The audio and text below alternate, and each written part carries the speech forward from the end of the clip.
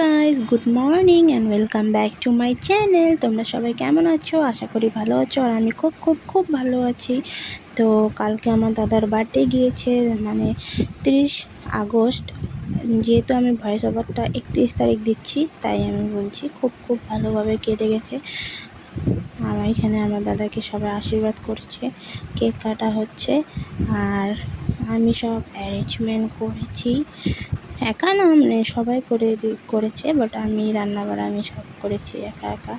তো আজকের মেনুতে আমি বানিয়েছি মুগ ডাল, চিকেন, পাঁপড় ভাজা, স্যালাড, 5 রকমের ভাজা, আলু ভাজা, পটল ভাজা, তারপর বানিয়েছিলাম ঝিঙা, তারপর বেগুন আর বিনস, আর তারপর ফ্রাইড রাইস বানিয়েছিলাম, তারপর পুরি, পায়েস, আর পুরি পায়েস এগুলো দুপুরে খেয়েছে আমার দাদা।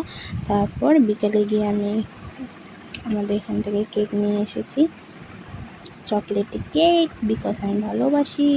তো সবাই কেক কেটে খেলাম, ভালোভাবে কেটেছে বার্থডেটা। Thank you.